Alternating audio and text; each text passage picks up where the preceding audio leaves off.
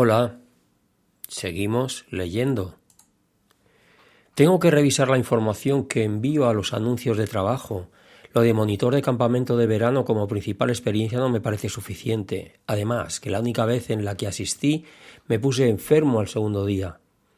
Alguno de mis compañeros traía en la mochila un queso fresco del que llaman de Burgos y como no había nevera nos lo comimos por la noche entre 4 para evitar su corrupción.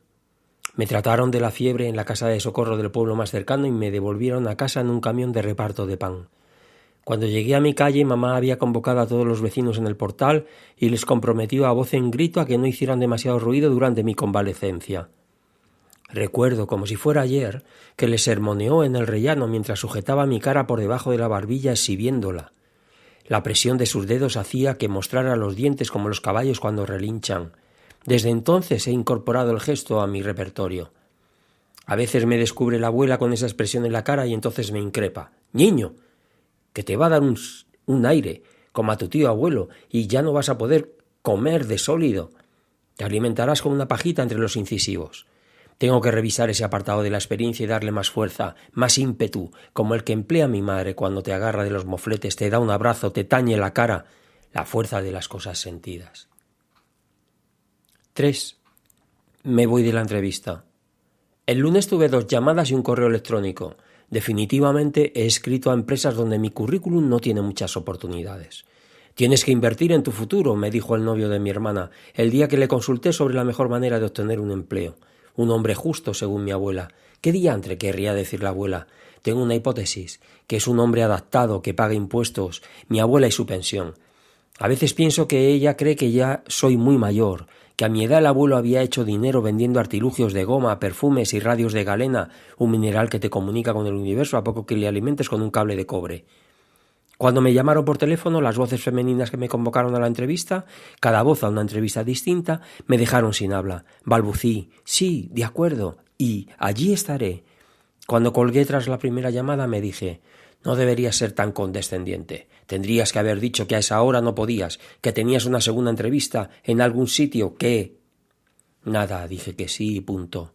Los nervios me bloquearon la neurona de la inteligencia. La segunda llamada me pasó lo mismo. El hábito de la inferioridad es fácil de reconocer, pero difícil de rechazar.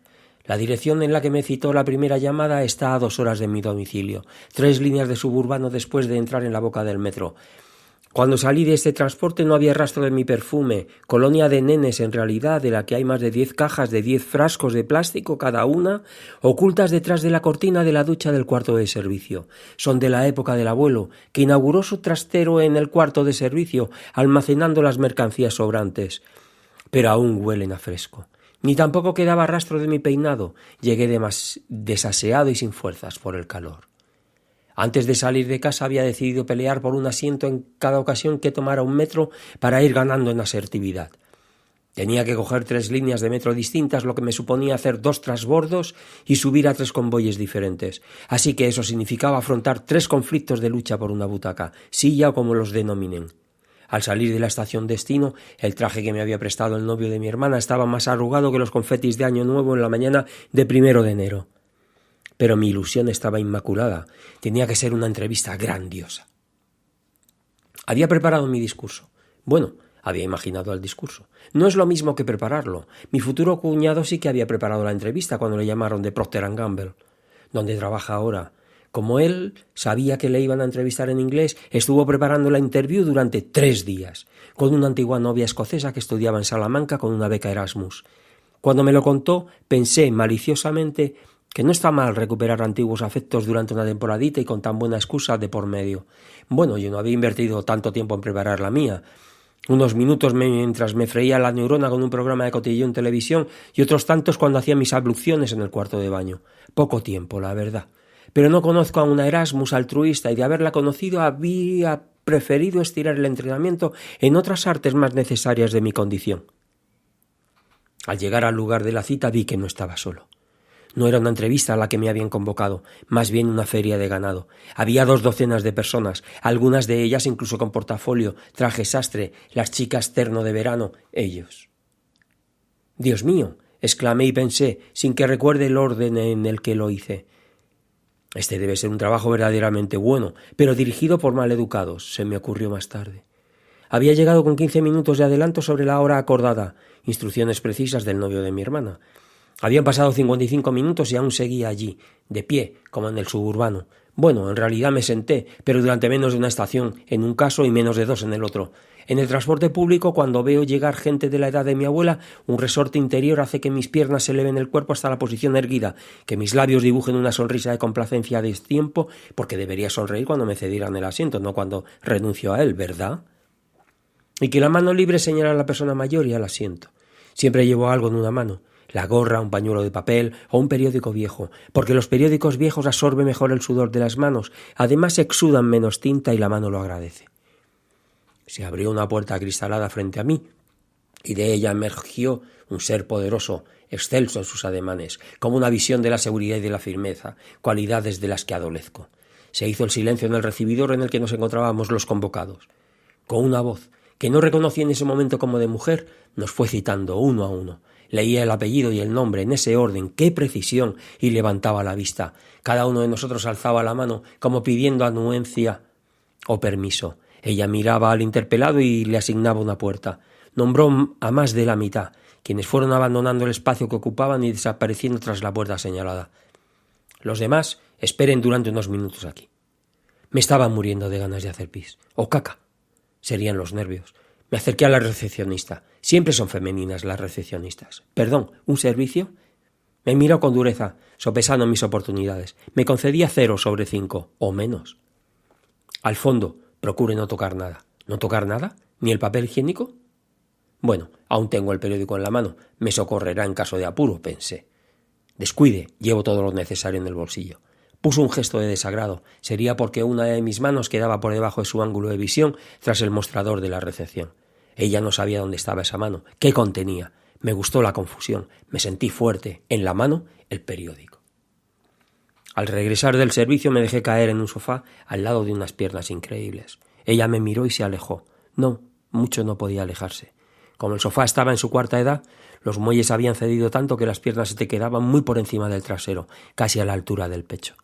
Ella lo que hizo fue iniciar el movimiento de alejarse, pero apenas se movió. Intenté incorporarme un poco, pero fue inútil. Crucé una pierna sobre la otra. ¡Horror! Mi espinilla, con unos pelos ralos y un tono blanquecino tirando a enfermo, asomaba entre el calcetín, uno de esos arrombos de colores imposibles, hiriente, enrollado sobre sí mismo, y la pernera. Estiré del calcetín y noté cómo cedía, y mucho, a la altura del talón. Nació un nuevo tomate. Tiré de la pernera del pantalón, pero con menos intensidad. El trozo vergonzoso de canilla visible se había reducido. Coloqué la mano que sujetaba el periódico sobre ella. No sobre la chica de al lado, no. Sobre la pierna visible, mucho mejor. Se abrió la puerta. Intenté incorporarme un poco. Imposible. Sonó mi nombre. Al intentar levantarme del sofá me apoyé sin querer en el muslo izquierdo de la chica. No se retiró. Cuando la observé, vi por qué. Estaba horrorizada. Acababan de decir su nombre. No, yo no sabía su nombre, pero ella, al escucharlo, levantó la mano. ¡Qué piernas más admirables! Caminamos prácticamente juntos hasta una de las puertas. Entramos. Había una mesa de juntas, grande, con 12 sillas. Me senté al fondo, muy al fondo. Ella no. Se sentó en la cabecera, lo más alejada posible de mí. Y eso que habíamos sido los primeros en entrar. Junto a mí se sentó un individuo pelirrojo. Me doblaba en edad. Éramos 9 personas, distintos y distantes. Entraron 3 personas más, con carpetas, bolígrafos, blocs y una grabadora. «Buenos días». Todos los 9 de la convocatoria al Parnaso o al Cadalso respondimos al unísono, o casi. Cuando los demás habían terminado de saludar, «Buenos días», se oyó con claridad. «Buenos días, señorita». Era yo, un tic de la infancia seguramente. Nadie sonrió. Me miraron con sorna. Debían pensar, uno menos con quien competir. Esto que van a realizar es una simulación. El objetivo es conocer su capacidad de argumentación y de persuasión, sus cualidades para trabajar en equipo, su orientación al liderazgo, a la resolución de problemas, a la toma de decisiones. Las pruebas tendrán lugar durante todo el día. A las 15 haremos un descanso para que tomen un refrigerio en cualquiera de las cafeterías de la zona. Al salir, por favor, dejen sus credenciales en la recepción. Por la tarde continuaremos con el proceso. Tendrán que preparar un caso práctico y defender sus conclusiones delante de mí. Dispondrán de un rotafolio, rotuladores de 3 colores, un portátil para preparar su presentación en PowerPoint y 5 minutos para la exposición. Ahora, por la mañana, haremos una dinámica de grupo. Tendrán que adoptar una decisión sobre la construcción de una central nuclear en Mongolia. Con capital ruso, una pastelería en Downing Street, pronunciado Downing Street, con un acento de Gales del Sur, irreconocible para mí. Bueno, aquí lo dejamos. ¿Vas a comprar la novela? Anímate.